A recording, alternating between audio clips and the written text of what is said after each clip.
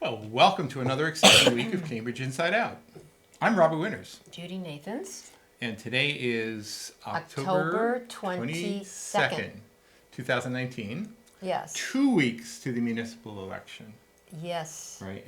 Which And is always right. exciting. And it's the only election for Cambridge people. I mean, for any, well, in this city. Yeah, I mean, Yeah. There are others elections going on, but not Yeah. that you vote on. There's no Yeah. national or state things going on. I mean, there are some cities and towns in Massachusetts that have municipal elections, like town meeting elections, Oh, planning board Boston, they elections. just had a big debate thing with Right. the at-large. But some of them actually candidates, yeah. happen in times like in April. Yeah, But this isn't a it's- special. I This think is just that a what's typical in Massachusetts is you have every 4 years federal elections, every 2 years state elections, and then and those are all in even numbered years, and then all the municipal elections are typically then in the odd numbered years. Right. That's true for Boston. It's true for Cambridge Right. as well. I mean, of course, in Boston you'll have things like they have primaries leading up to their municipal elections, just to thin out the field. Oh, that's Yeah. interesting. Yeah. I think I forget exactly how it works, but the thing is that they winnowed a field of at-large candidates down from. I mean, if you had, I don't know how many people run for that.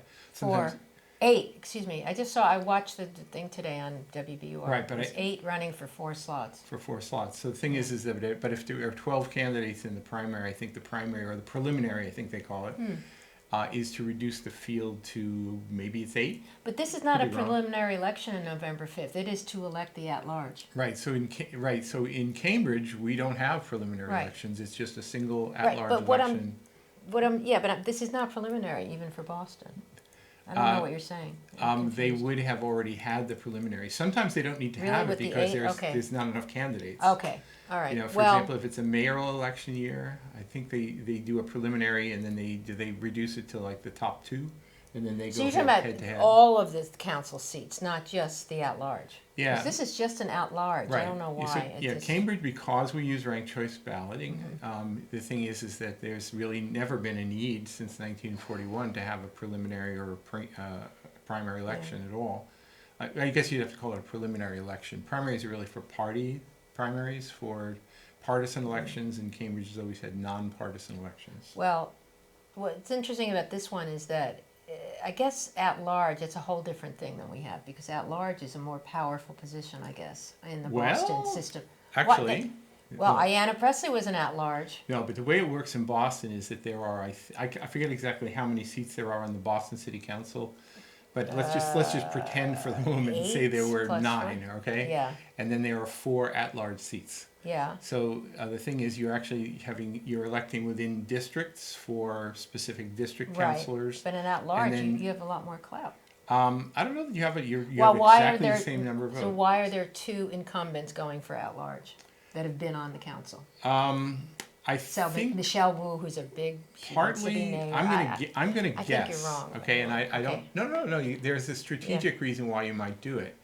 One is that if you're going to run for an at-large seat, you're then running citywide, and if you have aspirations to To become be anything mayor, more or higher. or anything, you want to be citywide recognized. right? So I guess that's what it is. So I yeah. think that would be at least part of the reason. And Michael for doing Flaherty, who did run for mayor, is going for an at-large seat. He Right. is not. He's a new he's not on the council. So. Right. So. So. Or is he? Wait a minute. I mean, I think He is on the I think council. some of the district councilors in Boston have a little bit of, not really patronage, but they have a little bit of control over the delivery of some services that we don't really have that system Well, in but some Cambridge. people would argue with our PR and that you only need 1,500 votes. You concentrate on like where you're from, and you might get those votes. I mean, in some ways, there's a little bit of a similarity. I think the mechanics of the East PR, Cambridge, Tim Toomey. Come on. right? PR elections are kind of it's a kind of more by tradition than design. It's kind of a hybrid. We don't have districts, but the thing is, you can run your campaign like Tim Toomey often Yeah. does out of a single neighborhood. Or Um, some, you could or say some of the North Cambridge. in North yeah. Cambridge, West Cambridge, whether it Harvard was Tom Square, Danahy, yeah. Danny Clinton used to run out of Cambridgeport, Cambridgeport, yeah. right? So there were some candidates I still that think that's were done a little bit. largely neighborhood based. It used to be the old. It was what was typically true back in the days of the Cambridge Civic Association and the Independents, which was sort of the other side of the political coin, it was typical that independent candidates ran more neighborhood-based campaigns. Yeah. So Tim Toomey or Al Vellucci before him would have been an independent running largely out of East Cambridge. Tom Danny, a North Cambridge independent. Same thing with Danny Clinton for Cambridge Report. Cambridge Civic Association candidates typically were more issue-based. Yeah, which is kind of where it is at this point now, because we have bike lane, we have tree canopy, which kind of encompasses the whole city. We have this sort of hysterical mishmash of because you're supposed issues. Still neighborhood people that will call who they think is their representative, Yeah, and actually that's very effective, because I think every candidate really should have at least something of a neighborhood base to work from. Well, those are guaranteed votes. It's a very tall order to get elected without having some sort of neighborhood base. No, you have to have some grounding of somewhere. The exception is if you have an election where it's totally driven by issues, then maybe you can be a completely issue-based candidate. So I don't think in the days of Billy Walsh, when he was railing against rent control, I don't think he was doing so because he was based on his political support around Hurlbut Street. No, he was. I think candidates are successful. I think have both. I think it's a much easier road hoe if you've got a neighborhood base to begin from, and then issues and demographics that basically to support it. Some people are elected in part, at least, by racial, religious, or other identity. So it's not all issues, and it's not all neighborhoods, and it's up to the voters pretty much to choose their own district, and it doesn't have to be geographical. Yeah. So speaking of elections, I should mention, I went to did you watch it? The one that was on Thursday night. You went to Wednesday night, the Mid-Cambridge. I went to the Mid-Cambridge. And I went to Thursday at Leslie, which was the Porter Square neighborhood. And I couldn't go to that because I was teaching. Yeah. And to just prove people do watch this, because Nicola Williams came out to me to just say hello. And then Derek Copon, my senior, and he was very nice, and he said something that I had said. You said that I was extreme, and I said I did. And I don't remember things I say. I said, you said he was extremely marvelous, right? I don't know. So I said I would say something today. I mean, I meant to look further at his stuff, but I think it's probably because I don't agree with everything. But I'm sorry if I offended him. But I get a lot of emails and other messages from various candidates. By the way, this morning I finally I'm getting updates for candidate pages. Well, you had said that, Yeah, and so this morning before I headed off to work, I put in new content on, I think, 4 city council pages. Good. Rattled them off. New pictures for several candidates as well. So I think, with 2 weeks to go, candidates are kind of making sure they're leaving no stone unturned. Oh, so you did get something from him? Yeah. So and actually, is it a reference to what I said? I mean, I get little campaign updates from a lot of the candidates. Yeah, but this one in particular. It actually was Derek Copon gave a really, really nice, concise understanding your transferable vote. It's kind of nice when you have another scientist in the pack. That's true. I mean, he's an astronomer.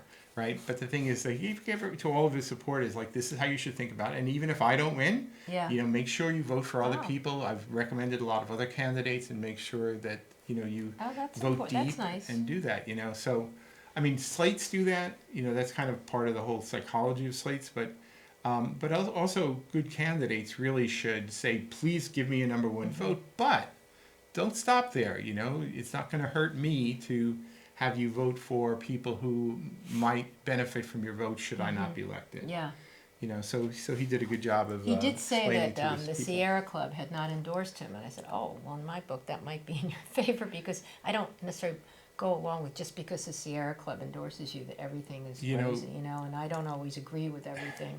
One of the points that I continually make to people, and I've got it posted on websites and elsewhere, and I think it's just true, is that people, even if there's some, the problem is not everybody in a city like Cambridge has the time or desire to be following everything that's going on in town. Yeah. The old days of the Cambridge Civic Association, people would, I would say only about 20%, if that. It's pretty low.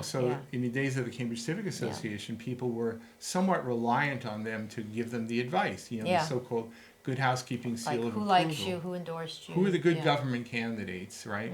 And then you maybe, when you know what their slate is, then you maybe pick and choose amongst the slate people who you think is the best, based on whatever criteria you choose. But the truth is that, in the days of CCA, you might have 13 or 14 or 20 people who are really making those decisions. Nowadays, when the current crop of slates, there's really kind of 4 of them, plus some of these endorsing organizations like Sierra Club, and then mass voters for animals or something like that. There's a whole bunch of them. Our Revolution. Right. Well, that's a whole different. They're trying to present themselves 'cause as though they're a legitimate Mothers slate of Out sorts. Front. I don't. Do they endorse candidates? I don't know if they do. Well, they hold the forum. They do hold forums, but Yeah. there's always That's a good point. You got to be I'm a not little sure. careful if you're a Right. 501c3 non-political Is that what they are? organization. Oh. Or you can be an advocacy one, but the thing is, there are certain restrictions on how political you want to be. And also, if you get too political, people just think of you as Is just the too Sierra political Club too. not a 501? I think they are, but I think what often happens, you have kind of a little side branch Yeah, I don't that know how enables you to do candidate endorsements. Well, I know You Planned know. Parenthood does that, but I don't know. Yeah. I don't know. Whatever. Yeah, but the thing you keep in mind about candidate endorsements is it's good to sort of maybe, they may be informative, but I don't think that I can fairly say that there's a single endorsing slate making organization in Cambridge where the people who are actually making the decisions are more than about that many people. Yeah. It really is just the advice of a handful of people. And maybe those are people who are, breathe in the same political air as you, in which case, trust them, go with it, right? And sometimes they do a little colluding as well. So you'll have, for example, the Residents Alliance and the Our Revolution slates they differ by maybe one person because it's the same people who are involved in both. And then it makes it look like you have multiple organizations doing endorsements when it's not really true that way. So just as there's this kind of spawning of political or civic / political organizations in Cambridge. I think when when the Residents Alliance was formed, maybe 6 plus years ago, with a kind of a slow down or stop development kind of stance. That's what spawned the creation of a Better Cambridge, which didn't even have a name initially. Just pretty much they were. Yimbys. Yeah. Well, no, the YIMBY wasn't even part of it initially. No, but if you had to just they differentiate, you say sort of- yes, we'd like, They sort of kind of got swept up in that somewhere along the Yeah, road. well, they went to a, Well, I mean, initially I understood them to be more supportive of transit-oriented development. yeah, So in other words, if one group wanted to downzone parking lots in Central Square so that you could never build housing, the precursor of a Better Cambridge came in saying, no, we think you should build housing on those parking lots. So it was that was the contrast. which is what a lot of people on actually the rest are saying now. Right, Build on the parking lot. But those organizations initially weren't really there fielding candidates or forming slates. They may have held forums or whatever, but in time, that's really what it became. They're kind of like staking out positions on opposite sides of a line that I don't even understand. When Nadim Azam ran, I think that's When he saw first the ran, more, there was a group of 3. prominence of slates. Yeah, and right? that kind of reintroduced the slate dynamics into Right. Cambridge after probably an absence of about 12 or 14 years. I think that's it. Yeah. And, and it had a marginal effect, I think, in that first go-round, but even, in close elections, a marginal effect might make the difference between winning and losing. So, so that's kind of the way it is. So we're really just inundated by slates now. They're what are the 4? There's the Residents Alliance, You the can Our show it. Revolution Here, Cambridge. just I guess show we it. could do that, Go ahead. right? Residents Alliance, Our Revolution Cambridge, A Better Cambridge, and now the newest kid on the block is the Cambridge Citizens Coalition, right? And and there's some people who cross or are endorsed by multiples. Siobhan, Patty Nolan. Jivan. Well, She's on 3 of 4. Yeah, but particularly he's on the A Better Cambridge as well as these two, which is right. interesting. So he's on 3 of 4. And Risa Mednick is yeah. on. So there's several who are on 3 of Cambridge, 4. right? But the thing is, the fact that you're endorsed by or on the slate of 3 of 4 of the possible slates, doesn't mean you're necessarily Yeah. sort of the person with the great advantage on any one of them. I think it's fair to say that, in this election, slates or no slates, that incumbents still have the greatest strength. So if you have a slate that has incumbents and non-incumbents, Yeah. typically it becomes kind of an incumbency protection device. So basically you've got the people who are likely to win, which is incumbents, let's face it, and then other candidates, some of whom basically their job, whether they know it or not, is to Yeah. be defeated and have your votes transfer to support the rest of the slate. And then if you've got enough support citywide, maybe you can pick up an extra seat, in which case one of the people who might otherwise be feeding incumbents will become an incumbent Yeah. 2 years from now by winning an Yeah. election. So that can happen. It might happen. Actually, very good chance that'll happen this year because there's one open seat and this. Yeah, but I have a feeling there's a lot of, because if you look at these, 3 of these slates are kind of in alignment a little bit because they're all against the AHO. Our Revolution, but- Cambridge Residents, and Cambridge Citizens Coalition. I think it's fair to say that a Better Cambridge group is largely defined by their allegiance to Right. that issue. Yeah, but I would say and the- this election has been, Yeah, and I'd say the Yeah. Cambridge Citizen Coalition group are largely definable by their not being in favor of that. But all of the candidates on both slates, by the way, do have other attributes besides just how they feel about that Yeah. one issue. and especially Right. Symbol Siddiqui, who sort of got dissed by a few people there. Right, and I think that's actually a significant thing, is that Right, just because of her courthouse. exactly, and that's one of those things where if you've got Yeah. sort of a kingmaker like Representative Connolly, Yeah, who's affiliated himself very tightly with Our Revolution, and also has a rather interesting tight relationship with the Residence Alliance, pretty much lays down the law Yeah. and says, well, anybody who votes in support of resolving the courthouse issue, Yeah. and by resolving I mean allowing Yeah. it to proceed Go in some forward, form or yeah. other, is somehow the bad guy. So Sumbul got Yep. beat up unfairly. even though she takes no money from Right. developers. So she took a yeah, she took a hard vote, and she did. honestly, I respect people that take I hard do, votes. yeah. Even when it's votes I 'Cause disagree it wasn't with, a but I safe agree with vote, that where one. I would say, and I won't say names, some count have taken a safe vote on the age Right. anyway. So Yeah. I want- Yeah. So and they didn't punt it. They didn't kick it down the road. They No. didn't table the issue. They just voted. So there is a certain amount of political courage associated Yeah. with that. I think should be rewarded Yep. by voters. So anyway, so it's 2 weeks from now, and it'll be interesting. And there's to a say lot the more least. forums if you go to Robert's site and. Yeah, there was. Well, there's one tonight it's Out at of- Ward 9. It's yeah. up at the youth center on Huron Avenue. That's not my hood. I'm not Ward gonna get 9 is go actually there. one of the votingest wards in the Really? city. Oh boy, Yeah. that's going to be packed with. Well, I don't know if Are you it'll be going to go? packed. No, I'm not Nah. going to go. There's a But, planning board meeting, which is good tonight too. There's a lot of stuff going on. Yeah, River Street Working Group, but that's different. That's yeah. yeah. It was busy. I had about 5. If I could just clone Yeah. myself, I could Yeah. have been in 5 places at once Yeah. today. Yeah. By the way, and I'll probably say this again next week, is that don't forget how to vote in a PR ballot. And it has nothing to do with who you're voting for, but it basically, I always tell people, is simply this, is that make a list of the people you find acceptable. And then make a separate list of the ones you don't find acceptable. Do not vote for the people you Yeah. don't find And acceptable. no more than 15, because that's kind right, of and so that'll help you in your decision Yeah, because you right. can only vote for There's up 22, to 15 but- on the council ballot. Yeah. But the thing is that if you really don't like some candidate, if you've got strong feelings about it, don't list them at all. Because if you list them, your ballot might end up helping to elect them, right? And then once you've decided on the people you find to be acceptable, and that may be informed by the presence on a slate or not. I would hope that you would use criteria, like Cambridge candidate pages or other criteria to decide Right. who the good guys are. Right.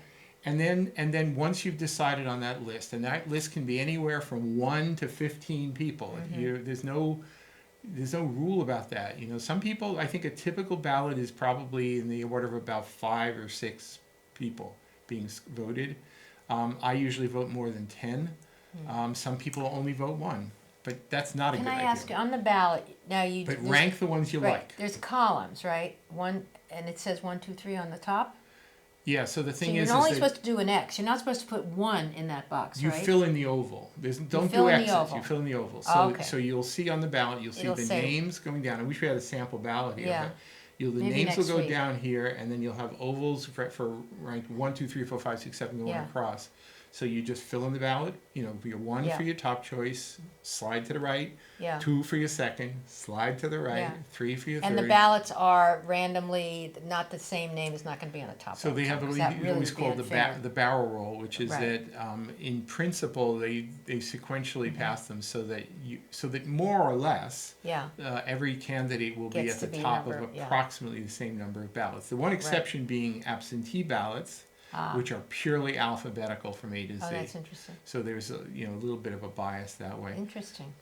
There is a phenomenon we have noticed over the years, which is that we even did a little statistical analysis of it, me and another person, that shows that after you make your first choice, maybe your second choice, but if you've got another list, a lot of people just vote them alphabetically afterwards. But you really shouldn't do that. What do you mean alphabetically? Meaning, if you like Jones number 1 and Maloney number 2, and then your other candidates begin with N and P and Q, that's they'll crazy. give 3, 4, 5, whatever. That's crazy. Because they don't care about the ones after Well, then their don't first vote at few. all. Well, I would just I say don't know. give a little bit of thought. It's not that hard to sort of rank them.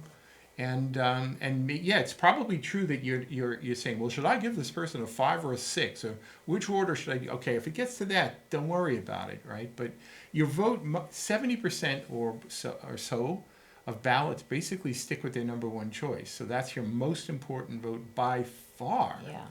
But if your candidate doesn't win, then your ballot may have an extra life.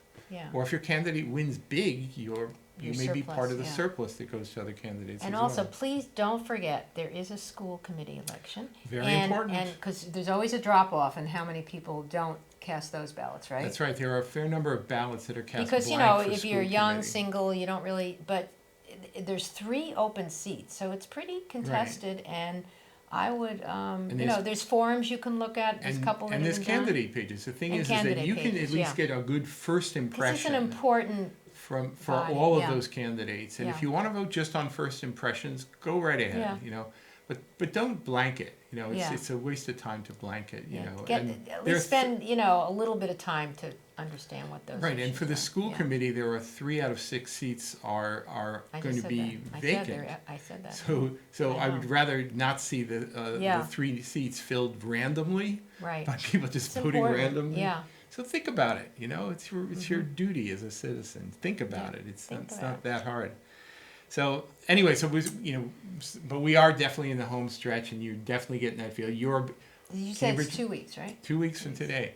Cambridge voters, you're about to get inundated by a lot of paper Oh, in the mail. I mean, what do those cost, the 8x10s? Because I've gotten a couple I of don't those. know, but Lot. I really don't know. And mailed, not just, you can put them on your doorstep. You're not supposed to put them in your mail slot, which is different than mailing it. I've been carefully tracking all the Yeah. how much money candidates raise, to some right, degree how yeah. much they spend. But the thing is the biggest amount of expense happens in the last week or so of the It's election. the marketing. It's like, It's yeah. the mailing. The mailing. I haven't gotten are any. huge. Well, I don't really listen to You're my not gonna- landline. Is that gone? I haven't People don't gotten do a that anymore. single robocall yet. And you actually use your landline. I And mean, I I do, have one, but yeah. I never. Landline. Oh, the Yeah. phone. That's right. It The just. phone. I never get any messages Yeah. on it. So I think if it's a robocall, they can't leave a message, Yeah, right? but my understanding is Yeah. that robocalling is relatively inexpensive for candidates. So I know. I get a lot, so, but I guess because of my change. so I don't you're going to get it. people will probably get a fair number. But not of the those. young people, because I don't think you can do it on a cell phone, can you? Unless somebody harvested those numbers from various sources. True. People who pay money to some of the Yeah. political parties, they have this That's true. voter activation network software there, where they go through great lengths to actually pair up phone numbers with. Well, especially if it's your only phone, as such young people, it's probably written down somewhere with some other information you provided somewhere. Because yeah. that is your phone. But yeah. you're going to get hit hard pretty soon. And one thing I really get, my personal urging here is that, there are some candidates who got more money than you can imagine to spend, and you got other candidates who basically have relatively small budgets. And just because somebody's got a lot of money to spend doesn't mean they're necessarily the best candidate. So, the internets is actually can potentially be a great equalizer here. So the thing is that accessing information online about candidates If it's is true, free. but that's the whole other issue. Yeah, You well, can't really fact check a lot of you stuff. can't online. fact check too much. It's Yeah. true. It's true. And people will present. Yeah, You their know, best selves. Yeah, and I mean, whatever they aspirational. for example, if somebody decides that how one stands on that affordable housing overlay would either help them or hurt them politically, they may choose to suppress that in their literature or even on their candidate page and not even mention it. All right, so you have to do a little bit of research True. to understand where candidates really stand, Right. because they're trying to, it's politics, right? You don't put your Yeah. worst foot forward. You try and put the one that's going Yeah. to score you the most points. So it's not always easy being a voter, but at least the information is available. I have to say, if people are willing to go to coffees or give coffees, a lot of people say that is the best way to, because you really do get to know who that person You really is. do. It's Because true. you see them face to face, it's personal, there's only maybe 20 people in the room or something. And, I mean, forums, you know what my big gripe about the forums, and I know is that there's never any audience participation. Yeah. There used to be. I seem to remember there There was was ones a- that there at least was they'd more. pass out questions Yep. and then they, Yeah. and I just feel like, Well, who needs that? I I can was just on watch a- it on TV. I was on a panel last night. It was kind of an interesting one. Where? Not a candidate. Well, it was a Oh. group called the Cambridge Club. Maybe I'll say a few more words about All it right. shortly. But the thing is that at one point I made is that unlike back in the days when I was a candidate, where at every forum, almost every candidate was at the forum. Yeah. This year has been very weird in that there have been multiple Well, there's been a forums few where well, they came late or they just didn't show up. No, And I'll but- mention that in the next segment because Yeah. I know who didn't show up at all and didn't give any excuse. Right, but some of the candidate forums where people already decide, well, they don't like me anyway, so I'm not even going to show up, and then you had really Yeah, low- but if you were invited, you should at least say I'm not coming. I agree with that. So anyway, we're back in a couple of minutes on Cambridge Inside Out. Okay.